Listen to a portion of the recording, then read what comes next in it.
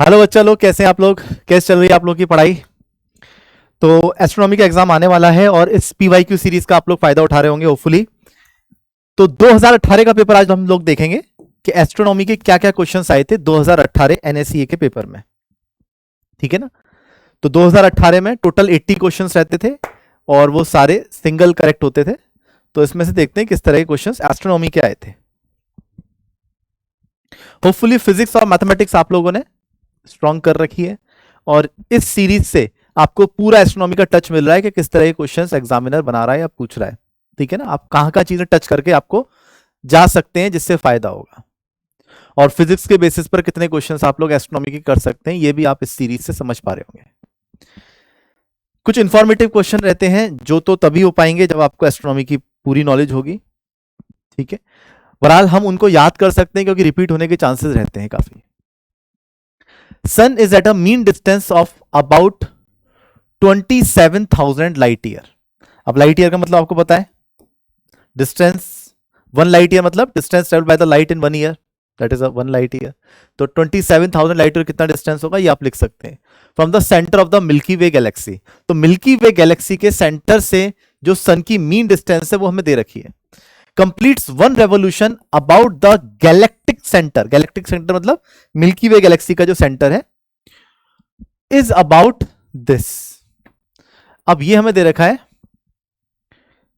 1 revolution, मतलब time period हमें given है, that is 225 into 10⁶ million years. ये टाइम पीरियड हमें गिवन है। The linear speed of the sun is, अब सन की लीनियर स्पीड पूछ रहे हैं तो बहुत सिंपल, सर्कुलर मोशन का आइडिया होना चाहिए बस, और कुछ भी नहीं है इसमें। तो यहां पे टाइम पीरियड दे रखा है तो v is equal to omega r लिख सकते हैं। ओमेगा को हम लिख सकते हैं 2π/t, तो ये जाएगा 2πr/t। अब सब कुछ गिवन है। 2πr, दूरी कितनी दे रखी है? दूरी दे रखी है 27,000 लाइट ईयर। अब लाइट ईयर को हम लोग आप चाहो तो मीटर में कर सकते हैं, तो 27,000 ये हुआ इतना लाइट ईयर, और 1 लाइट ईयर मतलब लाइट ट्रैवल कर रही है कितनी स्पीड से? 3 × 10⁸ मीटर पर सेकेंड। तो एक साल में कितना चलेगी? इंटू 60 मिनट्स, 60 मतलब seconds, minutes, hours, 24 hours, 365 days. सही है क्या? Upon time period. अगेन यहां पर ये भी ईयर में दे रखा है तो आप इसको लिखोगे तो ये सारे टर्म कट जाएगा। आप देखो अगर टाइम को आप सेकंड्स में लेके जाओगे तो 225 इंटू 10⁶ ईयर दे रखा है। एक साल में 365 दिन, एक दिन में 24 घंटे, 24 घंटे में 60, मतलब एक घंटे में 60 मिनट और एक मिनट में 60 सेकंड। तो आप देखो ये पूरा term as it is cut गया। तो मैं इसको चाहता तो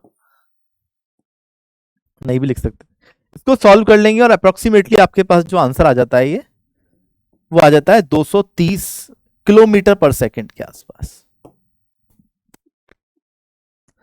अब देखिए यहां पर आपको इस कैलकुलेशन से नहीं डरना है क्योंकि आप कैलकुलेटर लेके जाएंगे तो वहां बेसिक कैलकुलेटर से आप इसको सॉल्व कर सकते हैं। प्रोग्रामेबल कैलकुलेटर अलाउड नहीं होते, ये आपके सामने लिखा हुआ रहता है इंस्ट्रक्शंस में, तो आप इसके लिए परेशान मत होइए। कैलकुलेशन बहुत ईजी है आप लोगों के लिए, टाइम टेकिंग नहीं है। चलिए ये क्वेश्चन क्लियर है क्या? नेक्स्ट क्वेश्चन की तरफ चलें। तो ये क्वेश्चन परफेक्टली किया जा सकता था अगर एस्ट्रोनॉमी का आपको बेसिक्स भी नहीं आते हैं तो अभी ये हो जाता question. Light from the nearest star Proxima Centauri takes 4.24 light year to reach the earth. The stellar parallax of this star is. अब देखो जब मैंने पहला पेपर डिस्कस किया था, मतलब लास्ट ईयर वाला पेपर डिस्कस किया था, वहां से मैं आपको समझाते हुए आ रहा हूं कि पैरालैक्स बच्चे एक इंपॉर्टेंट टॉपिक है। वहां पे मैंने 2-3 स्टार भी बनाए थे कि इस फॉर्मूले को, इस कॉन्सेप्ट को, डेफिनेशन को याद कर लो। पूरा पैरालैक्स समझाया था मैंने वहां पे।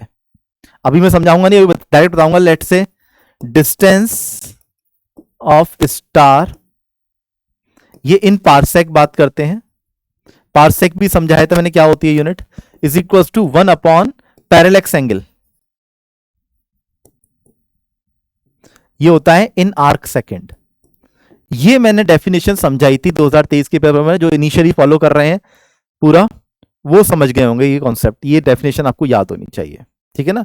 6 महीने के अंतराल पर मान लो अर्थ यहां पर है, 6 महीने बाद अर्थ यहां पर होगी सन के अराउंड, तो 6 महीने पर हम लोग रीडिंग लेते हैं कि एक स्टार कितना एंगल बना रहा है यहां पर इसको पैरेलैक्स एंगल बोलते हैं। ये पूरा कॉन्सेप्ट आपको पता होना चाहिए क्योंकि बार बार रिपीट हो रहा है। ये ऑलमोस्ट एक हर साल ही आया है, ऐसा मान लो, किसी साल नहीं आया है, ऐसा पेपर और भी डिस्कस किए हमने, बट ज्यादातर इसके आने के चांसेस रहते हैं। तो ये इंपॉर्टेंट है, तो ये कॉन्सेप्ट आपको आना चाहिए।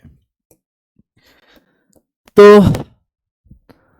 यहां पर ये सेकंड में ही पूछ रहा है एंगल, पैरेलैक्स एंगल सेकंड में ही पूछ रहा है, आप सेकंड में, ठीक है। Distance of the star parsec में चाहिए अपने को, और इसने दे रखी है हमें लाइट ईयर में। तो आप इस कॉन्सेप्ट को याद रख लें कि 1 light year is equal to 0.306 parsec.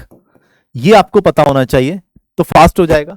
अगर नहीं पता है तो फिर आप पारसेक को भी लिख सकते हो, लाइट ईयर को भी मीटर में कर सकते हो, वहां से रिलेशन निकाल सकते हो, बट अगर पता होगा तो ये फास्ट हो जाएगा।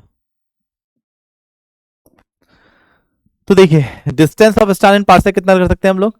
अब हमारे पास है 4.24, हमें देखो पैरेलैक्स एंगल निकालना है, तो P is equal to 1/d कर सकते हैं। ये D है और ये हमारे पास पैरेलैक्स एंगल था, तो D इक्वल टू 1/P था, तो मैंने P लिख दिया 1/d। तो ये आ जाएगा डिस्टेंस कितना है 4.24 लाइट ईयर, और एक लाइट ईयर में कितने पारसेक होते हैं 0.306। यहां से आप अप्रोक्सीमेटली निकाल देंगे तो 0.77 आर्क सेकंड आपके पास ये आ जाएगा। That is this. क्लियर है क्या। तो ये क्वेश्चन इंपॉर्टेंट है बच्चे, आप इस मान के चलें इस बात को कि पैरेलैक्स के बारे में, ब्लू शिफ्ट, रेड शिफ्ट के बारे में, डॉपलर के बारे में आपके पास क्वेश्चन आने के चांसेस ज्यादा रहते हैं। तो ये टॉपिक्स आपको करके ही जाने हैं, ठीक है, इसको छोड़ के ना जाएं। चलिए नेक्स्ट क्वेश्चन की तरफ चलते हैं। अब यहां पर देखेंगे, if all the nuclear reactions the sun now were to suddenly stops for ever, then, अगर न्यूक्लियर रिएक्शंस स्टॉप हो जाती हैं सडनली, तो क्या होगा, जो थर्मल प्रेशर रहता है सन का और जो ग्रेविटेशनल पुल रहता है अंदर की तरफ, वो थर्मल प्रेशर डिक्रीज हो जाएगा, तो वहां पर ग्रेविटेशनल पुल जो होगा वो डोमिनेट करने लग जाएगा, ठीक है ना। तो उसको बोलते हैं ग्रेविटेशनल कोलैप्स होगा यहां पर। मतलब ये एक फिनोमेना है जो हर स्टार्स के साथ, एज के साथ होता है, ठीक है ना। मिलियंस ऑफ ईयर्स में जब स्टार्स के अंदर मान लो न्यूक्लियर रिएक्शन बंद हो जाती हैं, तो वहां पर ग्रेविटेशन कोलैप्स होता है और व्हाइट डॉर्फ स्टार बन जाता है वो आगे जाके फाइनली। तो यहां पर जैसे ही रिएक्शन खत्म हुई तो थोड़ा सा थर्मल प्रेशर कम होगा, तो रेडियस कम होगी, और रेडियस कम होगी that means moment of inertia कम हो जाएगा। मोमेंट ऑफ इनर्शिया कम हो जाएगा, इसका मतलब ओमेगा सन का इंक्रीज कर जाएगा। क्लियर है ये। तो यहां से हम देख सकते हैं speed of the rotation of the sun about its own axis would increases.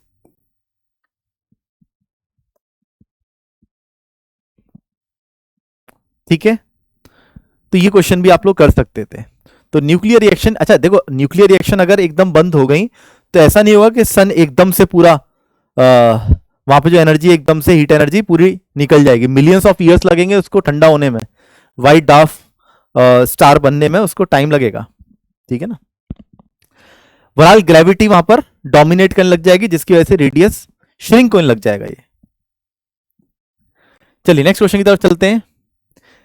3 well known stars, Procyon, Antares, Vega, are respectively in the constellation of, constellation are the group of the star जो patterns बनाते हैं। वहां पर ये 3 नाम आपको दे दिए, famous नाम है। ये कौन कौन से कॉन्स्टलेशन से बिलोंग करते हैं। तो प्रोसियन हमारे पास आता है कैनिस माइनर से, और एंटरेस आता है हमारे पास स्कॉर्पियस से, और वेगा लायरा से आता है। ये आपके लिए इंफॉर्मेटिव हो गया, ठीक है ना, मतलब फैक्चुअल हो गया। ये आप इसमें कुछ नहीं कर सकते, ये आपको अगर पता होगा तो ही कर पाएंगे, अन्यथा नहीं कर पाएंगे। तो ये तो नाम वाले क्वेश्चन ये थोड़ा सा परेशान कर सकते हैं बच्चे को, बट आप ऐसा मान के चलो आपको 2-3 क्वेश्चन ऐसे मिल सकते हैं जो बिल्कुल ही आप टच नहीं कर पाओ। अगर इस मेंटेलिटी के साथ जाओगे तो आपको थोड़ा सा हेल्प मिलेगा, ठीक है ना। चलिए, the correct sequence of the objects in the ascending order of the distance from the sun is, अब देखिए यहां पर ये थोड़ा सा आपको देखो, यहां पर हमें 4 चीजें दे रखी हैं। कुपियर बेल्ट दे रखी है, यूरेनस, एस्ट्रॉइड बेल्ट और ऑर्ट क्लाउड, इनके बारे में थोड़ी थोड़ी बात पता होगी तो फायदा हो जाएगा। बट अगर नहीं भी पता है तो एक चीज तो आपको पता रखनी है कि एस्ट्रॉइड बेल्ट, हमारे पास जो एस्ट्रॉइड बेल्ट है वो कहां पर है? एस्ट्रॉइड बेल्ट मार्स और जुपिटर के बीच में है कहीं, ये बात आपको याद रखनी है। और यूरेनस किधर है? वो जुपिटर के काफी बाद है। तो यहां पर एस्ट्रॉइड बेल्ट पहले आएगी और यूरेनस बाद में आएगा। तो देखिए ये वाला ऑप्शन तो नहीं हो सकता, ये वाला भी नहीं हो सकता, एस्ट्रॉइड बेल्ट पहले आएगी।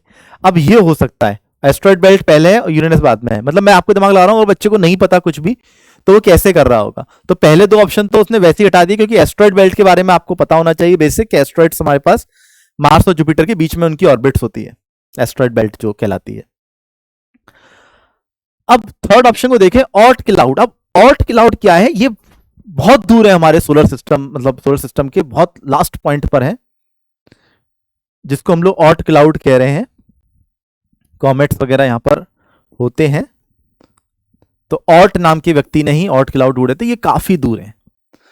और साथ में अगर कुपियर बेल्ट की बात करें तो ये कुपियर बेल्ट हमारे पास जो प्लैनेटरी सिस्टम है हमारे पास, उसकी आउटर बाउंड्री पर हमारे पास एक बेल्ट होती है जिसको कुपियर बेल्ट हम लोग कहते हैं। गैसियस, यहां पे गैसेस होती हैं बहुत सारी, तो कुपियर बेल्ट हमारे पास प्लैनेट्स के लास्ट में पूरी एक बेल्ट है। तो यहां से आप ये समझिए कि ऑर्ट क्लाउड सबसे दूर हो गया, फिर कुपियर बेल्ट होगी और पास में है फिर यूरेनस, और फिर एस्ट्रॉइड तो हमारे पास मार्स और जुपिटर के बीच में है। तो ये D option will be correct option. ठीक है, तो ये थोड़ा सा आइडिया मैंने आपको दे दिया कि कौन सी चीज कहां पर होती है, ये आपको याद रखना। और जिसमें इंपॉर्टेंट है ये एस्ट्रॉइड बेल्ट के बारे में तो सबको पता ही होना चाहिए,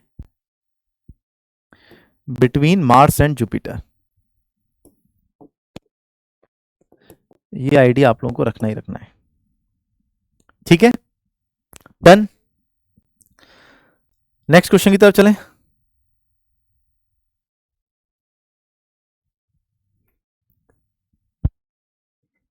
Imagine a planet of same mass as that of Earth, but having a radius twice of that of the Earth.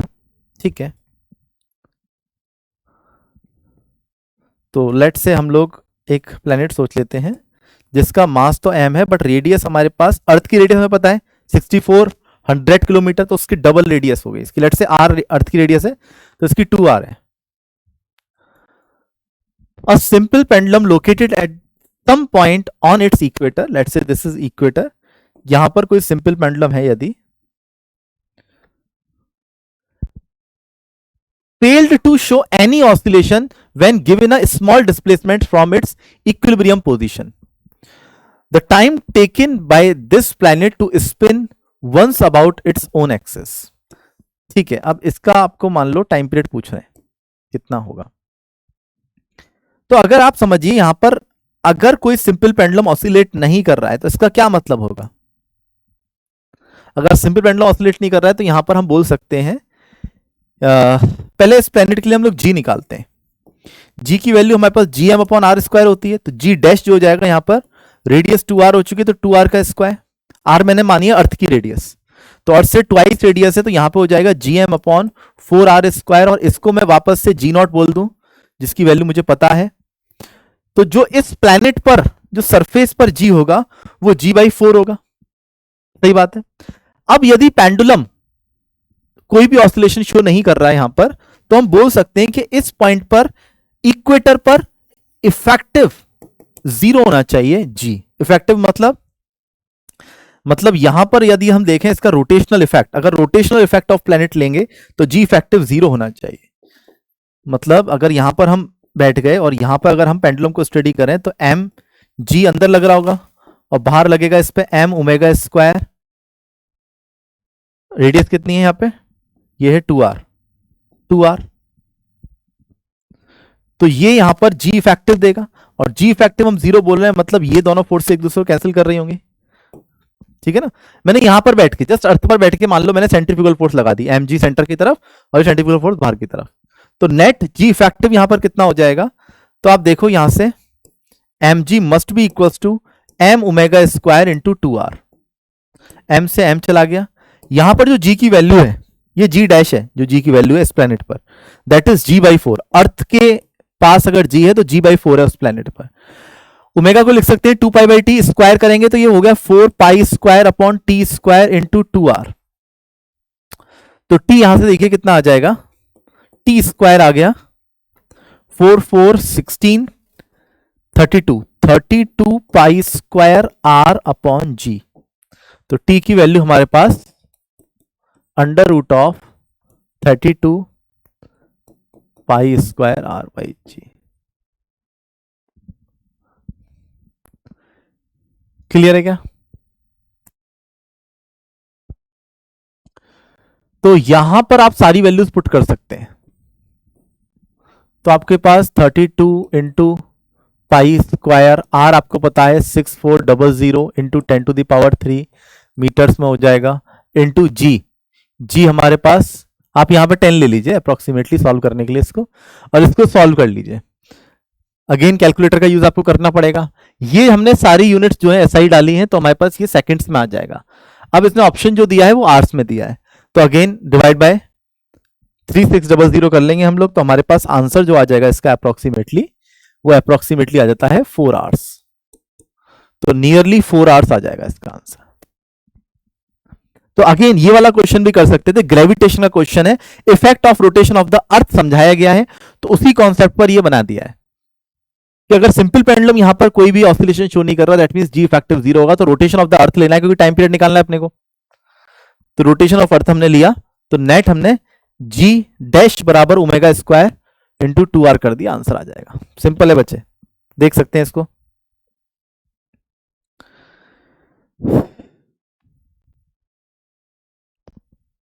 अब देखिए, the planet in which sun appears to rise in the west. अब ये पहले भी आ चुका है question, ये question repeat हुआ है बच्चे, तो इसलिए इंपॉर्टेंट और हो जाता है। तो आप याद रखेंगे वीनस एंड यूरेनस भी। तो अब यहां पर उन्होंने 2 ऑप्शन दे दिया, और दोनों ही प्लैनेट्स पर आपको सन राइजेस फ्रॉम वेस्ट होता है। तो जिस बच्चे ने जो भी मार्क किया था दोनों को ही सही माना गया है, तो जिसने ए या फिर बी दोनों ही मार्क किए थे वहां चलेगा, ठीक है। Next, apart from the earth aurora phenomena are observed on which of the following planet. अब ऑरोरा की बात करें यदि, तो हमारे पास मार्स में भी होता है, जुपिटर पे भी होता है। अगेन यहां पर 2 ऑप्शंस ऐसे हो गए थे जहां पे आंसर आ रहा था, तो बी और डी जिसने भी मार्क किया था उसका सही लिया गया था बच्चे, ठीक है ना। तो order of phenomena near poles होता है, जिसको हम लोग नॉर्दर्न लाइट्स या सदर्न लाइट्स भी कहते हैं, याद हो आपको। तो नॉर्दर्न लाइट्स जो होती हैं वो कौन से प्लैनेट्स पे और भी आपको देखने को मिलती हैं, ठीक है। तो काफी प्लैनेट्स पे आपको नॉर्दर्न लाइट्स जैसी मतलब ऑरोरा जो चीज है वो मिलती है देखने को। तो मार्स पर भी, जुपिटर पे भी आपको ये देखने के लिए मिलती है, सैटर्न पे भी। नेक्स्ट क्वेश्चन देखते हैं, according to the Kepler's first law. देखिए ये क्वेश्चन कैप्लर्स लॉ का है, और कैप्लर्स लॉ ग्रेविटेशन में आप लोग कवर करते हैं, तो ये क्वेश्चन भी आप लोग कर सकते थे। Planet go round the sun in elliptical orbit if orbit of the earth of eccentricity e around the sun is divided into 2 equal halves.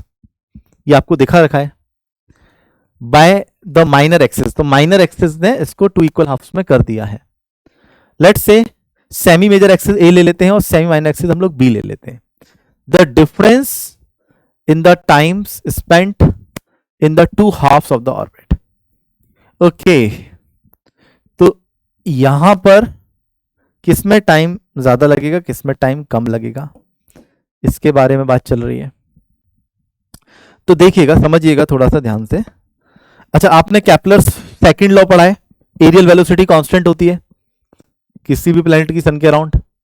तो यहां पर देखिए, तो अगर हम इस टाइम की बात कर रहे हैं तो कितना एरिया कवर किया होगा इसने। देखो माइनर एक्सिस ने इक्वली पार्ट पूरे एरिया को डिवाइड किया, तो अगर टोटल एरिया बात करूं मैं, तो टोटल एरिया हमारे पास कितना होता है एलिप्स का, that is pi a b. अब ये टोटल एरिया जो है पाई ए बी, ये कवर करने में कितना टाइम लगता है अर्थ को।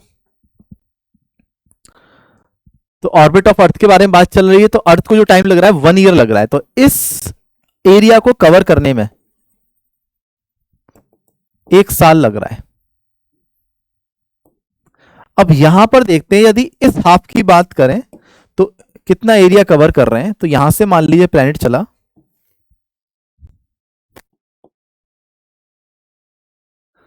और यहां तक, तो ये वाला area, let's say this area is A2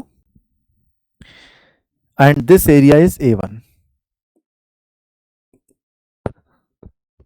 तो जब यहां से लेके यहां तक ये चला होगा तो जो टोटल एरिया होगा दैट इज A1, और यहां से यहां तक चला होगा दैट इज A2। तो अब मैं ये एरिया निकाल सकता हूं क्या?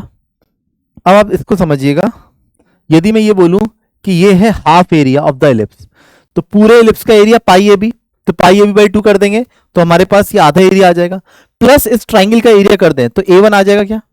तो A1 की वैल्यू कितनी होगी? तो A1 देखिएगा ये होगा पाई ए बी बाई 2, ये हो गया एलिप्स का आधा, प्लस हाफ, बेस कितना हो जाएगा इस ट्राइंगल का? बेस हो जाएगा बी बी 2b हो जाएगा, और ये कितनी दूरी होगी? Semi major axis into eccentricity AE, तो ये हाफ बेस इंटू हाइट, ये हो गया एरिया A1 टोटल एरिया, ये पूरा। ठीक है ना? तो जब प्लेनेट यहां से यहां घूमेगा तो जो एरिया स्वेप्ट होगा वो एरिया स्वेप्ट कितना होगा यहां पर? दैट इज, वो मैंने निकाल दिया यहां पर। अब जब यहां से यहां चला तो कितना हमारे पास एरिया होगा? A2। A2 कैसे निकालेंगे? A2 निकालेंगे हम लोग, देखिएगा A2 is equal to pi a b by 2। अब इसमें से इस ट्राइंगल का एरिया माइनस कर देंगे, वही सेम ट्राइंगल, तो इस आधे एलिप्स में से हमने इस ट्राइंगल का एरिया माइनस कर दिया, तो वही एरिया है जो अपने को माइनस करना है, हाफ बेस इंटू हाइट। ठीक है? अब उसने पूछा है कि डिफरेंस कितना आएगा इसमें टाइम स्पेंट में, तो कितना एरिया ज्यादा ट्रेवल कर रहा है, ये वाला कितना ज्यादा एरिया स्वेप्ट हो रहा है। तो हम यहां से लिख सकते हैं A1 माइनस A2, जितना ज्यादा एरिया स्वैप होगा, क्योंकि एरिया स्वैप होने का रेट सेम है, तो जितना ज्यादा एरिया स्वैप होगा उतना ज्यादा टाइम लगेगा। तो A1 माइनस A2 कर सकते हैं क्या? अब A1 में से A2 को माइनस करेंगे, ये तो कट जाएगा हमारे पास, ये दोनों ऐड हो जाएंगे, एक जगह प्लस एक जगह माइनस है, तो ऐड हो जाएंगे, तो ये है AB इंटू ई, तो यहां भी AB इंटू ई, तो ये हो जाएगा 2AB इंटू ई। अब आपको यहां पर दिख रहा है कि पाई AB एरिया जो टोटल एरिया था दैट कवर्स इन 1 ईयर, तो इतना एरिया कितने टाइम में करस्पॉन्ड होगा? देखिए pi a b in 1 year, तो यूनिट एरिया कितने में हो जाएगा? 1 upon pi a b years में, और हमारे पास कितना एरिया है? 2ABE एरिया, ये कितने में होगा? तो यूनिट एरिया कितने में हो रहा था? इनटू हम कर देंगे 2AB इंटू ई, तो AB से AB चला गया, ये आ जाएगा 2E बाई पाई, क्या ऑप्शंस में है ये? 2E बाई पाई ईयर्स इसको लगेंगे। तो ये क्वेश्चन भी आपके लिए अप्रोचेबल था, करना चाहिए, इजी है। केप्लर्स लॉ सबने ग्रेविटेशन में पढ़े हुए हैं, इसमें कोई भी लोड नहीं है।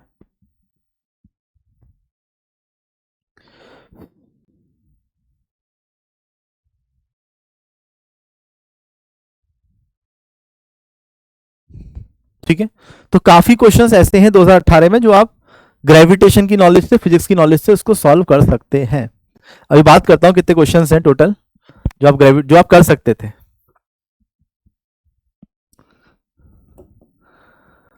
ओके यहां पर देखिए, आप planet goes around a star of the mars m and the radius r in an orbit of the semi major axis 3r with the distance as shown, what is the velocity v1 at the point closest to the star। यहां पे velocity पूछ रहे हैं। ठीक है, तो यहां से सन है, ये दूरी हो जाएगी 2r, मेजर एक्सिस दे रखिए 3r, v1 पूछे, यहां वेलोसिटी पूछे, तो टोटल एनर्जी हमारे पास minus G M M upon 2a रहती है किसी भी प्लेनेट की। ठीक है ना, जहां पर a है सेमी मेजर एक्सिस, तो इसकी वैल्यू डाल देंगे 3r, तो यहां पर जो टोटल एनर्जी होगी that is half m v1 square minus G M M upon, ये दूरी कितनी है हमारे पास? r square, that is 2r is equal to minus G M M upon total energy कितनी हो जाएगी?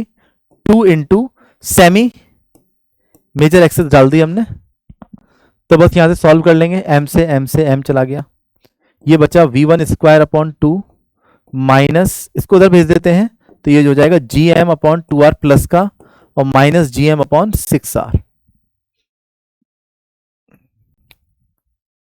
ऊपर 3 से मल्टीप्लाई कर दिया तो हो गया 2gm/6r। That means v1 square by 2 की वैल्यू आ गई gm/3r के बराबर। 2 उधर भेज दिया तो v1 की वैल्यू आ जाएगी √2gm/3r। That means option number second 2gm/3r का अंडर रूट। ठीक है, अगेन ग्रेविटेशन में आपने इस तरह क्वेश्चंस किए हुए हैं, सैटेलाइट्स की आपने टोटल एनर्जी वगैरह पढ़ी हुई है वहां पर, तो वहां से आप पूरा ये क्वेश्चन कर सकते हैं। नेक्स्ट क्वेश्चन देखते हैं। If the earth of mass m is assumed to be a sphere of 6400 kilometer, with what velocity must a projectile be fired from the earth's surface in order that its subsequent path may be the ellipse with a major axis? अब major axis यहां पर दे दी, तो obviously यहां से अगर मान लो हमने कोई प्रोजेक्ट कर दिया तो ये वेलोसिटी कितनी हो जाएगी? तो सेम क्वेश्चन हो गया, इस इलिप्टिकल पाथ में जाएगा ये। अब इलिप्टिकल पाथ की मेजर एक्सिस दे रखी है उसने, तो मेजर एक्सिस यदि हमें दे दी है तो सेमी मेजर एक्सिस कितनी हो जाएगी? मेजर एक्सिस दी है 80,000, तो ये हो जाएगी सेमी मेजर एक्सिस 40,000 किलोमीटर की। ठीक है, अब ये वेलोसिटी v निकालनी है अपने को, तो अगेन मैं टोटल एनर्जी की बात कर सकता हूं। यहां पर अगर टोटल एनर्जी की बात करें, कहीं पर भी टोटल एनर्जी की बात करें तो -gmm/2a ये वाला टोटल एनर्जी है। अब इस पॉइंट पे यदि एनर्जी लिखते हैं हम लोग ½ mv² -gmm/ ये दूरी हो जाएगी रेडियस के बराबर r is equal to -gmm/2। और सेमी मेजर एक्सिस उसने हमें दे दी है टोटल मेजर एक्सिस, तो सेमी मेजर एक्सिस हम लोग यहां पुट कर देंगे, दैट इज 40,000 किलोमीटर। ये किलोमीटर्स में है, तो यहां से आप सॉल्व कर लीजिए। अगेन m से m कट गया, कैलकुलेटर आपके पास होगा ही, तो v²/2 is equal to gm/r। ठीक है, -gm/80,000 किलोमीटर्स हो गया है, तो इंटू 10⁻³ मीटर्स में कर सकते हैं। और इसको भी हम r को भी लिख सकते हैं यहाँ पे 6400 इंटू 10⁻³ ये पूरा मीटर में हो गया। gm की वैल्यू यहाँ पर गिवन है, वैल्यूज पुट कर देंगे और आंसर आ जाएगा। क्लियर है, तो अराउंड जो आंसर आया था दैट इज 10.7 किलोमीटर पर सेकेंड आंसर आ जाएगा। आप समझिए, देखिए ये वाला क्वेश्चन आप ग्रेविटेशन से कर सकते थे, एक दूसरा ये वाला कर सकते थे, तीसरा ये कर सकते थे, प्योर ग्रेविटेशन क्वेश्चंस आए। और मैं देखूं ये चलो इंफॉर्मेशन बेस्ड हो गए, ये नहीं पता, किसी को नहीं पता, कोई बात नहीं, बट ये वाला क्वेश्चन अगेन ग्रेविटेशन में जी फैक्टर पढ़ते हैं, रोटेशन का इफेक्ट पढ़ते हैं। ठीक है ना, तो अगर हम यहां पे देखें 1 2 3 4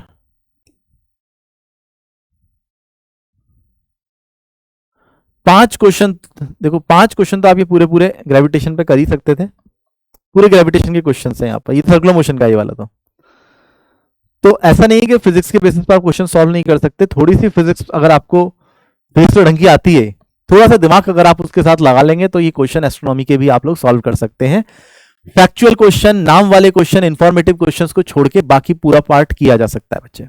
ठीक है, और पैरेलैक्स मेथड और स्पेक्ट्रोस्कोपी वाले पार्ट को आप करके जाएं, वो पेपर में बार बार हर साल आ रहा है, वो काफी इंपॉर्टेंट है।